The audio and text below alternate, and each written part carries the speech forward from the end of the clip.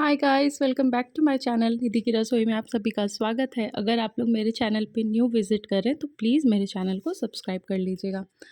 आज मैं आप लोगों को ये ब्यूटीफुल सा केक बनाकर दिखाऊंगी इस वीडियो में। तो वीडियो में आखिरी तक ज़रूर बने रहिएगा। बहुत छोटी सी वीडियो है और बहुत बेसिक से डिज़ाइन है, क्योंकि मैं खुद बिगिनर हूँ तो मैं चाहती हूँ कि कुछ भी जो भी मैं बनाऊँ या जो भी मैं टेस्टिंग करूँ तो वो आप लोगों के साथ ज़रूर शेयर कर सकूँ। और जो भी मैं स्पॉन्ज बनाती हूँ वो मतलब घर की चीज़ों से बनाती हूँ, स्क्रैच से, मतलब कोई प्रीमिक्स मैं यूज़ नहीं करती हूँ।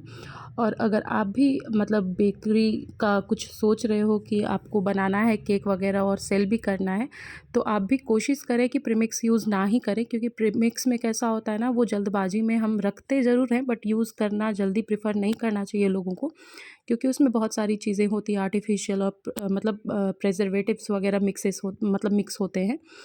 तो इसलिए मैं जो भी चीज़ें यहाँ पे ऐड कर रही हूँ वो घर की चीज़ें मतलब हैं सारी चीज़ें, और इससे बेस्ट आपको रिज़ल्ट भी मिलेगा। स्पॉन्ज जो मैं बनाती हूँ बहुत ही मतलब बेस्ट बनता है, जालीदार बनता है। तो मैं जो बना रही हूँ, जो भी मेज़रमेंट मैंने लिया था, मेज़र करके लिया था, बट क्या हो गया ना कि लाइट के मतलब प्रॉब्लम से वो अच्छे से कैमरा में कैप्चर नहीं हो पाया है। तो स्पॉन्ज की अगर आपको स्पेशली वीडियो देखनी है तो मैं डिस्क्रिप्शन में एक और मतलब ऐड कर दूंगी लिंक के थ्रू। जो भी केक्स मैंने अभी तक बनाए हैं वो पूरी मतलब लिस्ट ही है केक की, तो आपको स्पॉन्ज का मतलब आइडिया लग जाएगा कि कैसे परफेक्ट रेशियो के साथ आपको बनाना है। यहाँ पे मैंने जो भी चीज़ें ऐड करी है वो मैदा है, दूध है, चीनी है, जो नॉर्मल सी चीज़ें जाती है बस वही है, और कुछ भी मैंने एक्स्ट्रा ऐड नहीं किया है। बस हाँ, आपको अगर आपके पास दही है तो आप दही में भी बना सकते हैं। मैंने हर वीडियो में जैसे बताया है कि बहुतों को विनीगर का टेस्ट पसंद नहीं होता है, तो आप दही का ही इस्तेमाल करें। अदरवाइज़ अगर आपको दिक्कत नहीं आती है विनेगर से, और जहाँ तक बात है, लोगों को ये कन्फ्यूज़न बहुत है कि विनेगर का टेस्ट हमें पसंद नहीं है तो हम केक कैसे बेक करें, उसको बना के मतलब कैसे डालें उसमें केक के बैटर में। उससे कोई फ़र्क नहीं पड़ेगा, ट्रस्ट मी। अगर आपको एक बार ट्राई करना है तो ज़रूर ट्राई करें, और अगर आपको लगता है कि उसका टेस्ट आपको नहीं पसंद है तो भी आप ज़रूर ट्राई करें, क्योंकि जब केक का स्पॉन्ज बनेगा ना उसमें तो विनेगर का कुछ भी आपको नामो निशान नहीं पता चलेगा। तो ये राइज़िंग के लिए बहुत ही परफेक्ट होता है कि आप कर्ड या फिर विनेगर यूज़ करें। और मैंने आज कुकर में बनाया है स्पॉन्ज, क्योंकि बहुत लोगों को ये भी तकलीफ़ आती है कि ओवन नहीं है, तो हमारे पास ओवन की वजह से हम कैसे केक को बेक करें। तो आप बेसिकली इसमें कोई तामझाम नहीं करना है आपको, आप कुकर या फिर कढ़ाई में भी इसको बेक कर सकते हैं, ऐसा कोई दिक्कत नहीं है। और मैंने आज कुकर में ही बेक किया है। और स्पॉन्ज अगर मेरा आप कहना मानो तो आप स्पॉन्ज आप एक बार कुकर में ही बेक करके देखना। अगर आपके पास ओवन है तो भी, मेरे पास है ऑलरेडी माइक्रोवेव, मैं फिर भी यूज़ कर रही हूँ आज कुकर, क्योंकि इसके जो स्पॉन्ज है ना ऊपर से भी बहुत ही सॉफ्ट से सॉगी से बनते हैं। अदरवाइज़ अगर आप ओवन में बनाओगे ना तो ऊपर का जो कोट है ना, वो क्रम्बल कोट बहुत ही मतलब हार्ड बनता है, क्रम्ब कोट जो जिसे हम बोलते हैं।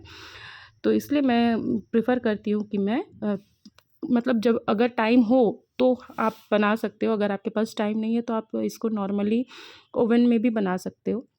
यहाँ पे मैंने क्रश यूज़ किया है बटर स्कॉच फ्लेवर का। मैंने जो केक बनाया है आज बटर स्कॉच फ्लेवर पे बनाया है, और मैंने थोड़े से नट्स भी यूज़ किए हैं बटर स्कॉच के, और ऊपर से व्हिप क्रीम की सहायता से मैं इसको अब क्रम कोट मतलब ऊपर से आइसिंग कर रही हूँ। पहले मैंने क्रम कोट करके थोड़ा सा सेट होने के लिए रख दिया था फ्रीज़र में नहीं, सॉरी, फ्रिज में। कैसा है कि अभी मैं खुद सीख रही हूँ ना चीज़ें, तो अभी थोड़ी चीज़ें दिक्कत जाती है, बट अब ऐसा हो गया है कि आइसिंग करने में मुझे प्रॉब्लम नहीं जाती। पहले कैसा होता था कि केक साइड से थोड़ा सा सॉगी अगर हो गया, ज़्यादा शुगर सिरप एब्जॉर्ब हो गया तो वो ना साइड साइड से बल्की हो जाते थे, बट अब ऐसा कुछ भी नहीं होता। बिल्कुल परफेक्टली मैं बना के रेडी कर लेती हूँ केक, और इतना टेस्ट मतलब अच्छा लगता है ना कि आप बेकरी से जो लाते हो, एक तो उनकी इतनी मतलब हाइजीन वो मेंटेन बिल्कुल भी नहीं करते हैं, बस सामने से दिखता है हमें जल्दबाजी में हम, और सबसे मोस्ट इम्पॉर्टेंट चीज़ होती है कि कम दाम में मिल जाता है, तो हमको लगता है अरे कम दाम में हमें मिल रहा है तो हम ले लेते हैं। बट ये वो ज़रूरी नहीं है कि अब जो कम दाम में आपको मिल रही है ना चीज़ें वो अच्छी हो। आप कभी भी अगर आपको ऐसा लगता है कि मतलब होम बेकर ज़्यादा चार्ज कर रहे हैं, तो उसके पीछे रीज़न होता है, उनका खुद का बहुत ज़्यादा टाइम उसमें जाता है, और बहुत सारी बातें होती है, वो घर की चीज़ों से मतलब मेहनत करके वो आपको चीज़ें डिलीवर करते हैं, देते हैं, तो इस वजह से उसकी कॉस्ट होती है, तो वो अपने हिसाब से लेते हैं। मुझे भी स्टार्टिंग में लगता था होम बेकर ज़्यादा कॉस्ट करते हैं, बट ट्रस्ट मी जब मैंने खुद से बनाना चालू किया तो मुझे लगा कि नहीं, जो वो चार्ज करते हैं ना, वो उस पे वो बहुत अपना इन्वेस्ट करते हैं, अपना बहुत इनपुट देते हैं, इस वजह से उनकी वो चार्ज होती है बेकरी के बनिस्बत, वो ज़्यादा मतलब लगता है आपको केक का चार्ज कर रहे हैं। और बेकरी का जो हाइजीन है ना, मतलब बहुत ही गंदा होता है। वो बल्क में बनाते हैं, हाथ से किसी भी तरह से वो मतलब बना लेते हैं केक। तो इसलिए आप अगर केक लेना है ना, प्रेफर करें कि होम बेकर से ही आप लें। और ये ब्यूटीफुल सा केक किस तरह से मैंने बनाकर तैयार कर लिया था, बहुत बेसिक सी चीज़ें मैंने इसमें ऐड करी थी, और ये हमारा केक बनकर बिल्कुल तैयार है। आप लोगों को ये केक का डिज़ाइन कैसा लगा मुझे कमेंट में ज़रूर बताइएगा। Thank you so much for watching this video. Bye and take care. मिलते हैं नेक्स्ट वीडियो में।